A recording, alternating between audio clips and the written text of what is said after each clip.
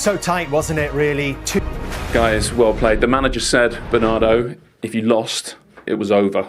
It's very much not over. How big was that? Yeah, very big, obviously, because that puts us in a position where if we win the game in hand, we were on the same points. And if you look 2 weeks ago, this didn't look very likely, this scenario. So, yeah, tough game, a good game, but we're happy. We're happy that we can be on the same points. Erling, you looked in very good spirits at full time. A little side eye to the camera, and was it a sing song as well? Yeah, I was quite happy. I have to be honest. It was a great moment for me and great win. Yeah. How much did you enjoy the battle today, team to team, but also the individual battle with Gabriel? I think it's always like this, a lot of fighting and these kind of things. So. What can I say? It's always nice. You can say something. Erling was fantastic today, fighting for every ball. It's not easy with two centre backs that strong, and he was unbelievable. So, thank you so much, Miguel. Apart from the goal that he always scores, today he fought like an animal. Yeah. Thank you, bro. So while we're being nice to each other, what about this guy? Not too long left in the sky blue shirt. Not just what he does on the ball, off the ball today. There was one chasing back. I think it was Havertz. Yeah. He won a header towards the end against Gyökeres. Yeah, I remember that cross. I told him after when he headed it out. I just told him, "You were like fuck." Erling, language, please. Come on. It's all right. It's all right. We've all been swearing in our lives. I just told him he was like Cannavaro. So today, Bernie. I'm not going to make it emotional here, but you were really good as usual today as well. So Cannavaro, did you feel like that was a top level game, like two absolute elite teams going head to head? Yeah, I thought we were very good until we make the mistake and we change a bit the mood and after the 30th minute, something like this. Then second half was tough because it looked like we were in control of the game. We had more possession, but it always felt that they were very dangerous. They have two very big chances in a row, and these big games are like this. It's the small details, the small margins make the difference. But overall, I think we played a good game. We were there. Our fans were there. So I'm really proud. When the small details go your way like they did today, and obviously, like you say, you did play well as well, does it make you start to think, maybe it's our name on that trophy? Well, it's a long season. I think a lot of small details went.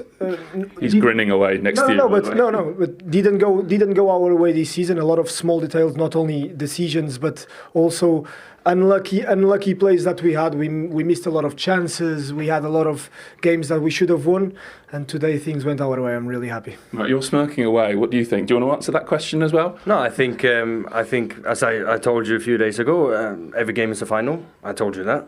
On Wednesday we're having a final, so now when we are done speaking here, it's about start to focus and recover and prepare for Burnley, because Burnley game is as important as this game and as the Chelsea game was. So we need to focus, we need to stay humble, don't think too much, and focus on next. Going back to that physical battle with Gabriel, if I may, did you win it at a crucial moment for your goal? Just winning a trial of strength to give yourself the space?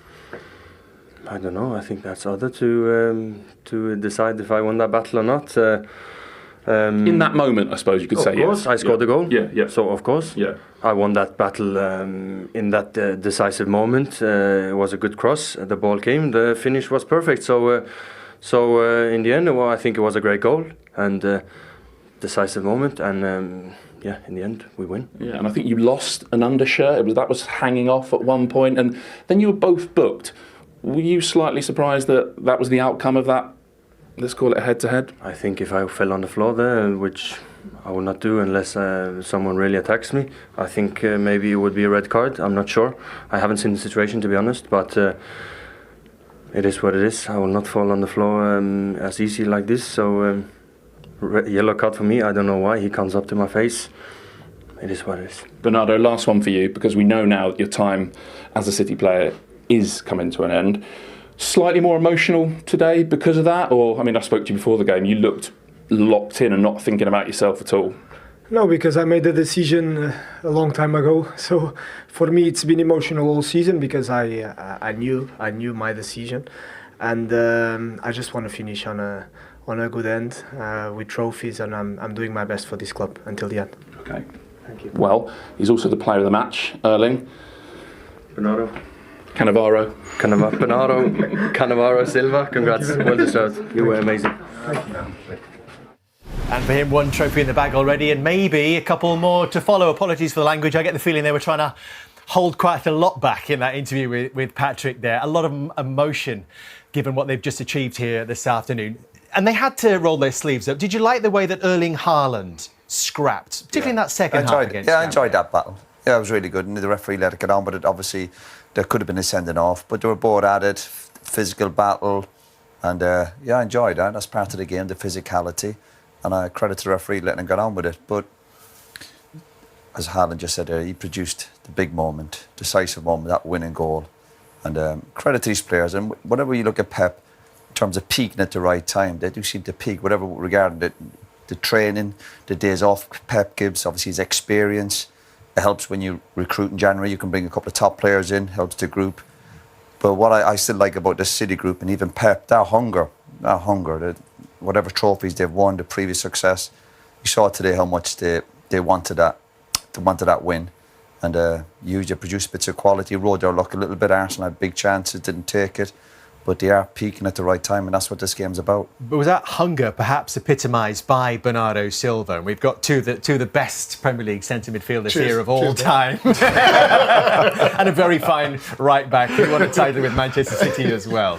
But they do come in all sorts of shapes and sizes, don't they, midfield players? And Bernardo is probably one of the smallest, but it doesn't stop him putting such a performance I think today he really produced an unbelievable performance in possession, but I think we talking about out of possession, because sometimes when you're in a really difficult period, you just need to put your sleeve up and then just go for the battles for the team. And I think he did it quite really well today. He's a leader of this team. You know, I think everybody's looking at him. So when he's like that and puts his head where the players put in their feet and he's giving tackles, that will lift the teams around him. It's versatility though, isn't he? He's played false nine, he's played right, he's played left, he goes deeper, he controls the tempo of the game, and then he's got a moment in him, you know, to have that sort of performance against Arsenal, who it was always going to be about today. Let's have it right. It was who was going to win this game, who's going to have the momentum, and you need your big players to show up, and he showed up, and that is the difference. Although Arsenal played really well, in the crucial moments, they couldn't get over the line, and that may be the difference at the end of the season. How confident are you now? No, I was always confident that if Man City won this, they would win it. But they can't be complacent now. I think that is, they've got to go to Burnley, and like I said before, Arsenal have got 2 games before Man City play again. But if you're looking at that team, and you're looking at the work rate, tactically, and everything they do, the performance, Nico O'Reilly, again, fantastic. You just back Man City just because of the experience. You said to us a few weeks ago, Patrick, for Arsenal this season, it was now or never. Did you feel that was also the case here this afternoon? Yes, I was quite confident that they will get a result today. When I say the result is at least a draw, because it's quite a really difficult teams to beat and to score goals. Today, I think they had a good performance, but the difference between good teams and the great teams, the teams who are not used to win and the one who used to win and to compete at this level all the time, you can see the difference today on the field. And those top players make a difference today. The momentum is on City side. It will be really interesting to see how Arsenal will recover, because that is a huge disappointment for them, because they will feel even more the pressure now. And the mental, I always question the mental strength of the team. And I will question it even more now regarding the result of the games today. Yeah, I agree with Patrick, because they had the chances. You know, the manager, when he reflects on the game, you know, we analyse the game till the cows come home. But if you said before the game, you're going to get these type of chances, you got to take them. And some of their big players didn't take them, and obviously that would be the difference in tight games. And remember, a few teams over here have come here the last few months where I know City are doing really well at the moment, but Forest have nicked the result, Chelsea and Brighton. So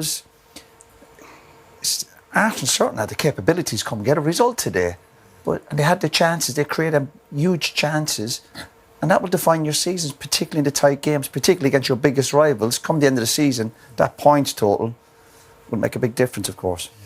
We will have a closer look at those chances, of course, and I think it's worth exploring what Patrick was talking about there as well, that mental side of the game, which has seen Arsenal now lose 4 of their last 6 compared to 3 of their first 49 in all competitions this season. But let's get a flavour of the mood in the Arsenal dressing room. Martin Ødegaard now with Patrick Davison. Digesting quite what we've seen behind us and the impact it potentially is going to have.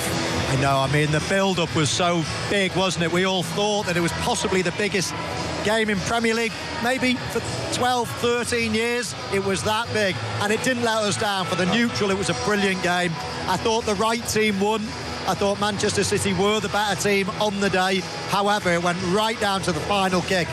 We mentioned Havertz before, what a good performance he made, especially in the first half, and then, wow, he had a chance to equalise right at the end. Had all the drama, and it means that this title race is going to go on and on. You would like to think now until the last game. Incredible. Yeah, it was at the Premier League at its finest there for everything, Addy. I think we said it so many times. That's why the Premier League is the best league in the world. And if you watch games like this, and sometimes I actually question myself, how did I manage to play in this league for 12 years? Obviously, knowing my background and where I came from, this is just so beautiful, emotional, and that's the most important thing of football. People get emotional.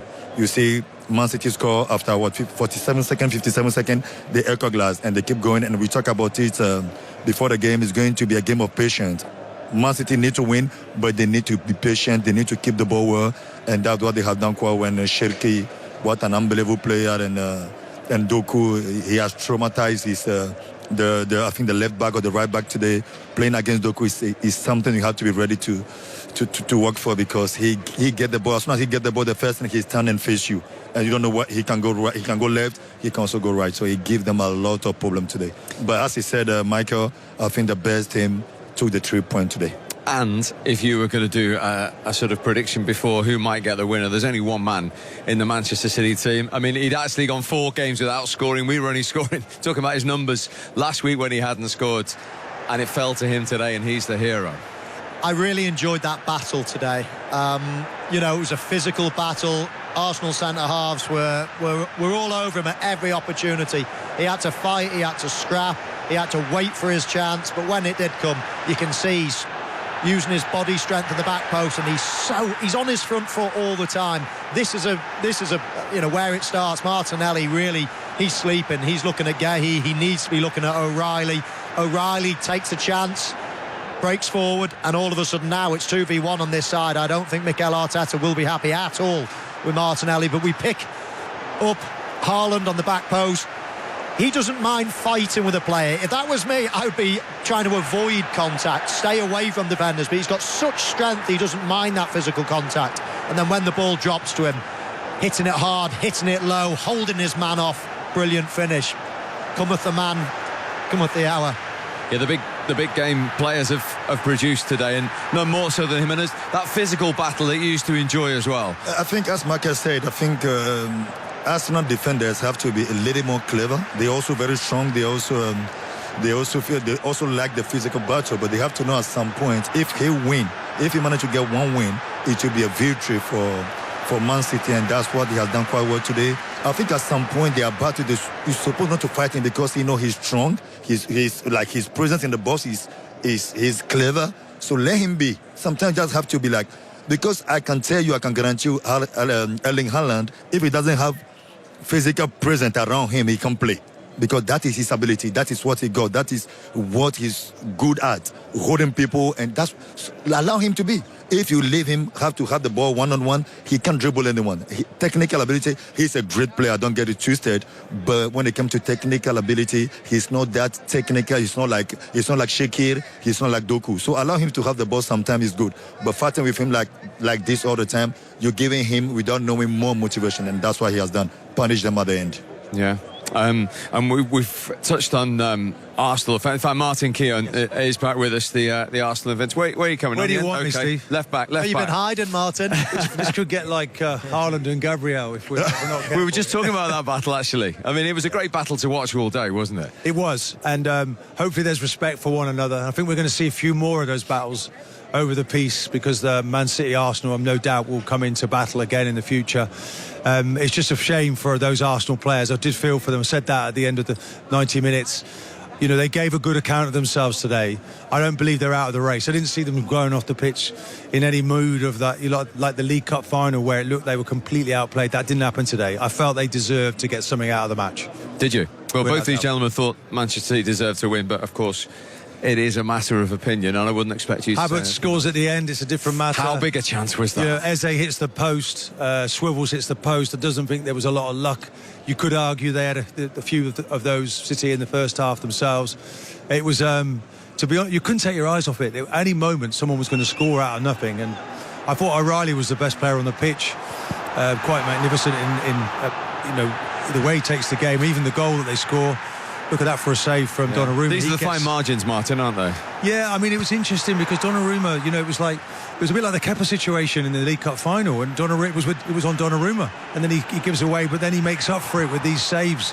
Hit the post again there. Gabriel, not a good idea giving him that kind of space, and Arsenal just kept taking the game. And I mean, what a ball this is from Trossard, and you think Havertz has done everything right. He's got up early, and he just has to hit the target there. He won't sleep at night tonight after that one. Yeah, no wonder Mikel Arteta's diving on the ground. That's a huge chance. Huge chance. You know, sometimes I watch a chance, and we all find different chances easier than others. Some people have a stock finish and whatever. But I would have thought that, you know, Havertz there, he couldn't ask for a better ball. He couldn't ask to be in a better position. That is a massive chance. You would have fancied that one. Yeah, for sure, because I'm quite good in the end, and the way the ball is coming with full power, Pace, and pace, and I'm pretty sure he actually tried to redirect the ball, but the speed that the ball come towards you, you have to give the speed back. And you see, when you try to direct the ball, you can't get it right. So I think you should rather smash. When you enter the ball and smash the ball, you get it. You give the ball more power, then you can actually direct the ball. When you're younger and you're heading the ball, every coach I ever played under always said, head the ball down.